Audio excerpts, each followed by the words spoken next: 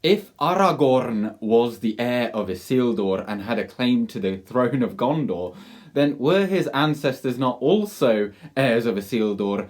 And then why was Gondor's throne vacant for about 1,000 years? It seems very odd. Well, that is today's topic, so I hope you stick around. So, hello, this is Gone with Gandalf, and every Friday on this channel I do a lore video sitting on a dodgy bed/sofa with a bunch of really weird pillows, and it's only in these videos can you A, hear me talk about lore for about 10 minutes, and secondly, see whether or not I've had my hair cut yet, because I probably need one. So, be sure to sit back, relax, and grab yourself a beverage, why not? And if you enjoy these videos, do remember to like, and hey, why not subscribe? We're basically at 1,000. Think of those quadruple figures.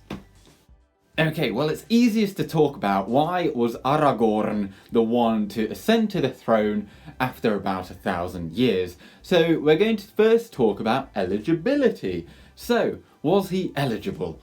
Well, yes. He was eligible, because if we just take a small dive into the history of the two dunadine kingdoms in exile, Gondor and Arnor, then we can say that, well, Arnor, that was the descendants of Isildur, so they were all heirs of Isildur, and they are descended from Isildur and his youngest son, Valandil. Gondor had a line, and that was descended from Anarion, and that was the brother of Isildur. Isildur, after Anarion's death, would basically assume the high kingship, but before doing so, he would have to make it to Arnor. Of course, he would never make it that far north, but before leaving, he did install Anarion's eldest son, Meneldil, as the king of Gondor.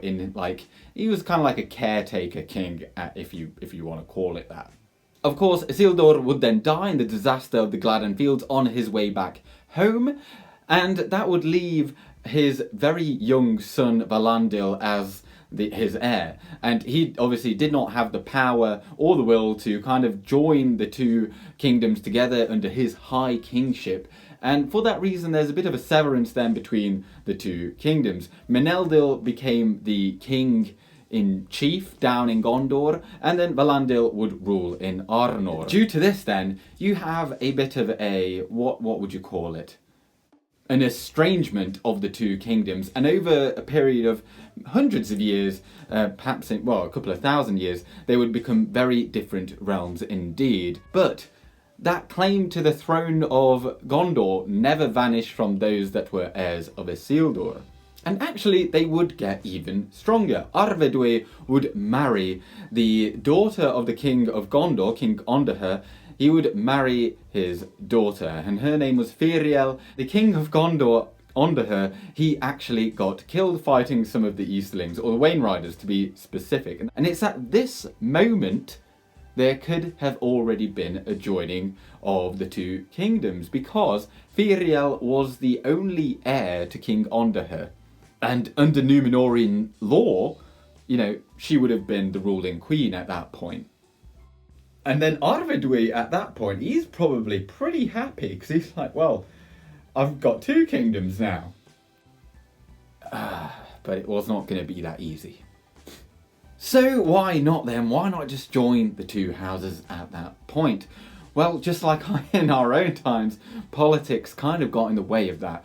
And the steward at the time, Pelendur, he kind of coerced the Council of Gondor to look elsewhere, and they went with a distant relation of the now deceased king, and he just so also happened to be a victorious general who defeated the armies that had just killed that king. So this was quite the snub to Arnor, to Arvedui, and probably most importantly to Firiel, because she was the rightful heir at that time. But, we wouldn't have maybe had as good of a story had it just, But perhaps there was some merit to that, because Arnor was not what it used to be, because it had been absolutely ravaged by war against the forces of the Witch King for centuries at this point, like 500 years. It was a shadow of its past, and Gondor was still mighty, it was still powerful. To have Arvedui as its king, it would have kind of been like having a beggar king. It wouldn't have sat right probably with the nobility at the time. And indeed then in about 10 years later, it would be the Battle of Fornost and the end of the Northern Kingdom in truth. And what if I asked you a question now? What is the biggest thing in Middle-earth? I've given you a bit of time there. No, it's not the love between Frodo and Sam, the unrequited love. No, it is prophecy. Say it with me, actually don't say it with me, you don't need to. Right, well, anyway, this is a good point for me to bring in Malbeth the Seer. And he was an advisor to the kings of Arnor way at the end of its lifespan. And this Malbeth then, he made a prophecy. And he told the father of Arvedui at the time of his birth, in I think 1864 of the Third Age, he told him that you will call him Arvedui, which means last king in Sindarin. I'm not going to read out the entire prophecy because we've got another one in a second, but basically what he did say was that a choice would come to the dunadine, and if they chose the more hopeful choice, then that would be the wrong choice, and then Arvedui would indeed be the last king of Arthedain, and he would not have a great kingdom, and it would be many lives of men before, the grandeur of the Dunadine may be reclaimed.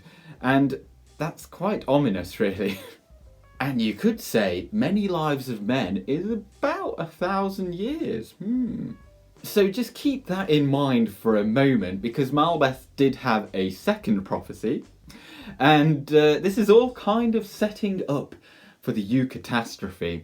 Now, you might ask, what is a eucatastrophe? Well, this is something that Tolkien actually, I think he invented it, but let me just take a moment, because I did actually have to write this down.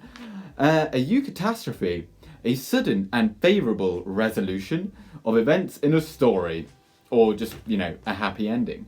So then, when will there be a return of the king? I hope he comes in the nick of time. I hope there's not some great threat to the existence of the Dunadine. So it's very clear then that Tolkien makes it so that the new king of Arnor and Gondor, it can't be just anyone, and it needs to be someone that kind of joins all of these prophecies together. And, it needs to be a very big deal, and it's built up to be one as well. So if we move on to the second and probably more well-known prophecy of Malbeth the Seer, I am just going to read it, most of it out here, but I'm going to print it off somewhere on the screen as well for you. The dead awaken, for the hour is come for the oath-breakers. At the stone of Erech they shall stand again, and hear their horn in the hills ringing. Whose shall the horn be? Who shall call them from the grey twilight, the forgotten people? The heir of him to whom the oath they swore. From the north shall he come, need shall drive him. He shall pass the door to the paths of the dead. Sorry for actually reading that out. It was actually a bit more difficult than I thought it would be, reading it off my phone. This right here is a big deal, because as I said, prophecies are massive in Middle-earth.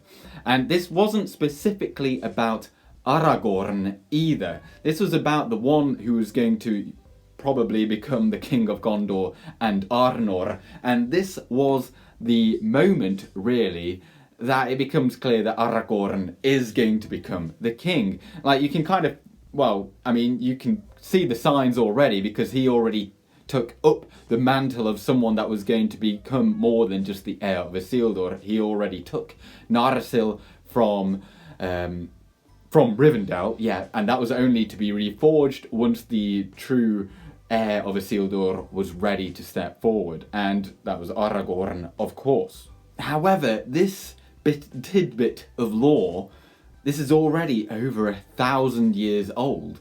Like, this is like a nursery rhyme or something like everyone might know, but it's not immediately apparent what it means. Like, probably someone has studied it back then, like, what does it actually mean? And what it means is that, Aragorn had to take the paths of the dead through the Dwimmerborg and all of that to call on the men of the mountain. So this is like a key point. This is like, he's like, I am going to fulfill this oath. And it turns out that he was the one to then blow the horn and call the oaths of the Oathbreakers. Fate has so decided that this is all going on during the War of the Ring, and that really is probably the biggest reason as to why it had been about 1,000 years and there was no king. Because you can have all the prophecies you can muster, it's not going to change the fact that both the North and the South Kingdom are both having a bit of an existential threat with Sauron still knocking around. Like, how can you have a kingdom of men just chilling when you've got Sauron and all these orcs knocking at your door? So to have peace and prosperity, of course, you need Sauron destroyed. But to destroy Sauron, you also need to destroy the ring. And that's been kind of in hiding for centuries at this point. No one knows if it even exists, but obviously it does. And it just so happens that it has been found during the time of Aragorn, the guy that's already got Narsil. He's now fulfilled the Oathbreakers' oath of Malbeth, and you know, he's got a mission, his own mission, to marry Arwen, who her father Elrond has already told him, like, you can only marry her if you are the king of both Arnor and Gondor. He's not going to settle for anything less, so of course he's going to strive to do that all he can, because she's kind of hot, allegedly, if you're into that. And at the end of it all, if there was ever any doubt, the White Tree of Gondor, which had been dead for a couple of 100 years at this point, at the end of the War of the Ring, that was found, or a new sapling for that was found by, you guessed it, your boy Aragorn. So if, you know, also, if you do want to check out my video, I did do one on that, kind of talking about the importance of the White Tree and the symbolism of it. So if you've made it all the way to this point in the video, you might ask then, well, why Aragorn? Well, at that point I'd say, well, did you not watch everything I've already said? Well, of course, he was the heir of Isildur, but then he's also technically the heir of Anarion, because he is descended from Firiel as well. Remember, back in the family tree, so he kind of crosses in both directions. And so he saved Gondor, he saved the entire West, really. He's marrying an elf, and he's going to ennoble the line of the Dunadine once more, which is a key thing. You know, marrying elves and men is a big deal in Tolkien's world. He's got Narsil, the former sword of Elendil, which is the great sign of the king, or I should say it's called Anduril, the Flame of the West at this point, because it's been renamed. And then also, finally, he is a great healer, mainly with Athelas, but, you know, I'm sure there's other stuff. But he is, you know, being a great healer was the sign of a great king. So whack out the champagne, because the polls were very much in his favour. And that is kind of it. I think that I've pretty much covered everything. I've tried to keep it down, but you know me, I do like to waffle on an awful lot, really. So sorry about that. So as ever, thank you very much for watching. If you've got any other ideas for videos, please do drop them down in the comments. I do read them all. And actually, I think next week then, Uriel, Shadow of Saturn, gave me the idea to discuss the migration of the elves, and maybe I'll talk about the differences between the different clans of the elves. So if that interests you, then stay tuned. If not, do tell me what you'd rather me do. So yeah. But until then, merry travels, and I am going with Gandalf. Good day.